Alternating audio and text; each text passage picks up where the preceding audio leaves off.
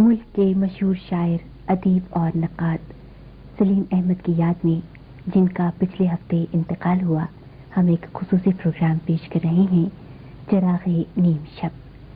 شرکا ہیں پروفیسر کرار حسین، ڈاکٹر جمیل جالبی، ڈاکٹر وحید قریشی، انتظار حسین، محمد صلاح الدین، اسد محمد خان، سجاد میر اور مولانا اصلی الحسینی۔ پیشکش حیدر امام رضوی کی ہے، ملاحظہ کیجیے۔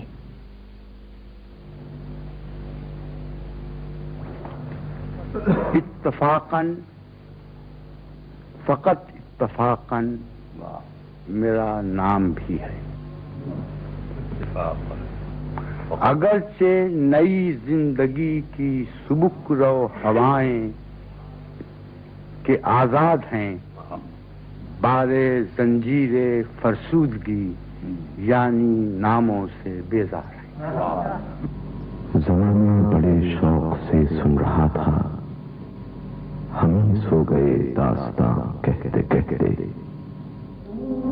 سب مجھ کو جلا کے سو گئے ہیں،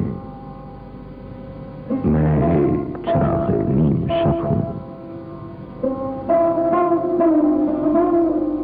اب میں کیا کہوں اس کے متعلق، وہ تو میرے لیے بچوں کی طرح سے تھا۔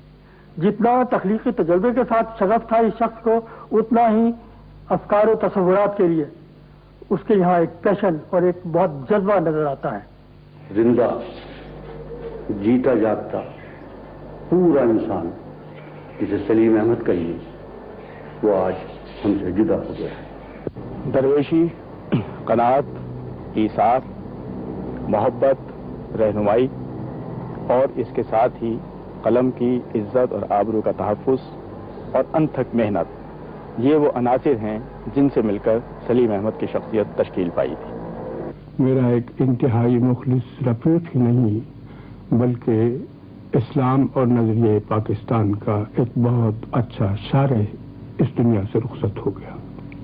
سلیم احمد کی ذات میرے لیے ایک بزرگ دوست کی، ایک مرشد کی اور ایک ہادی کی ذات تھی۔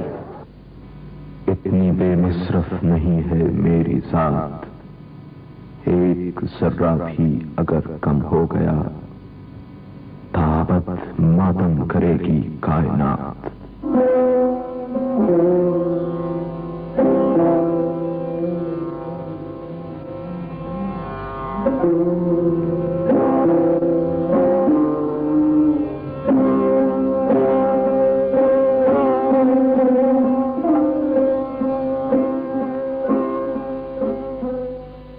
دو چیزیں اس کی زندگی تھیں، زندگی کا شوق سمجھ لو، ایک ادب تھا اور ایک دین تھا، اسی نے اس کو انسان بنایا۔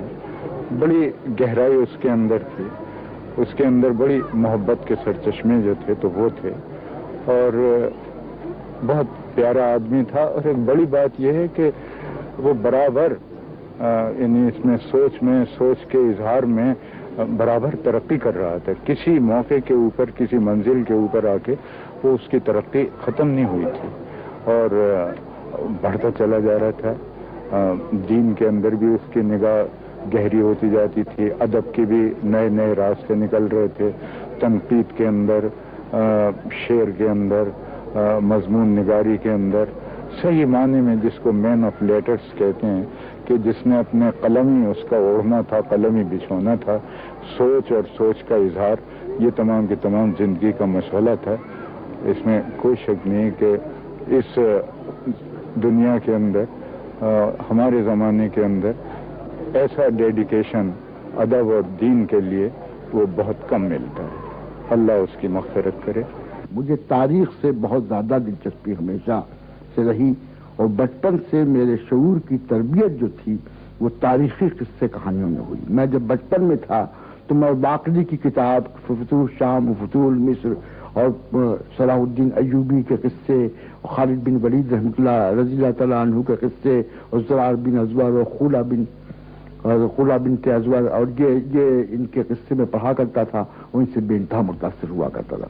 پھر شعر کو دیکھا، ان کے ناول پڑھے تو ان سے دلچسپی اور بڑھی، تو تاریخ میرا گویا ایک دلچسپ موضوع بن گیا جس کے اندر میری بہت سی تغیر کے میرے تقاضے اس کے اندر پورے ہوتے ہیں، لیکن سب سے بڑی بات یہ ہے کہ تاریخ کو میں قوموں کی اجتماعی زندگی کے ایک بہت بڑے ذریعے علم کی حیثیت سے جانتا ہوں۔ خدا کی رحمت ہو اس شہید پر، رحمت ہو اس دلاور پر۔ ماخستاد نے اس کی لافانی روح کے لیے الحمرا کے گرجے میں دعا کی ہے۔ تم ایک سفید اور ایک سیاہ پرچم کے ساتھ آئے ہو، کیوں؟ سفید پرچم ایلچی کا نشان ہے، سیاہ پرچم ایک دلاور کے سوگ میں ہے۔ موسیٰ ابن ابی غسان کی لاش دریائے زونیل سے نکال لی گئی ہے۔ ماخستاد یہ جانتے ہیں کہ موسیٰ آزادی کی حالت میں موت سے امکنار دے، اس لیے چاہتے ہیں کہ ان کے آخری رسوم وادی الکبیر کے لوگ انجام دیں اور انہیں آزاد پہاڑوں کے درمیان دفن کیا جائے۔ ماخستاد کی خواہش ہے کہ آدمی بھیج کر موسیٰ کی لاش منگوا لی جائے۔ ٹھیک ہے، ہمارا جواب پہنچ جائے گا۔ سلیم احمد اس دور کی وہ بڑی شخصیت تھی کہ جس نے اس دور کو بنانے، متاثر کرنے اور اس کو ایک صورت دینے میں وہ کام کیا ہے کہ جس کا احساس ہمیں رفتے رفتے اب ہوگا۔ اس دور کا مطالعہ جب بھی کیا جائے گا، جب بھی دور کی تاریخ لکھی جائے گی، تو کوئی مغرض سلیم احمد کی خدمات کو بحیثیت شاعر، بحیثیت نقاد، بحیثیت ڈرامہ نویس، بحیثیت کالم نویس اور بحیثیت ریڈیو کے اسکرپٹ رائٹر کی حیثیت سے ان کی حیثیت کو کبھی بلا نہیں سکتا۔ سلیم احمد زندگی بھر سوال اٹھاتے رہے، زندگی بھر ان کے جواب تلاش کرتے رہے، زندگی بھر دوسرے لوگوں کو متحرک کرتے رہے۔ زندگی کو اتنا کچھ سلیم احمد نے دیا ہے کہ ابھی ہمیں اندازہ نہیں ہے سلیم احمد کی بڑائی کا، ان کی عظمت کا، مگر بات یہ ہے کہ جب موت آتی ہے تو پھر جانے والے چلے جاتے ہیں، دوست احباب عزیز و قریب اداس ہوتے ہیں، لیکن میں سمجھتا ہوں کہ جو چیز سلیم احمد چلے گئے ان کی جسم چلا گیا، لیکن جہاں تک ان کی فکر، ان کی روح، ان کا کام کا تعلق ہے، میرا خیال ہے کہ وہ ہمیشہ باقی رہے گا۔ افسانے لکھے بھی بہت گئے ہیں اور مسلسل لکھے جا رہے ہیں اور پڑھے بھی کثرت سے جاتے ہیں، لیکن افسانوں کی تنقید ذرا ہمارے ہاں کم ہوئی ہے، اور یہاں تک کہ خود افسانہ نگار اگر نقاد بھی ہوئے ہیں تو انہوں نے بجائے افسانوں پر لکھنے کے اور شاعری پہ زیادہ لکھا ہے۔ سلیم احمد کی موت سے ہم ایک بہت بڑے اور اہم ادیب سے محروم ہو گئے ہیں۔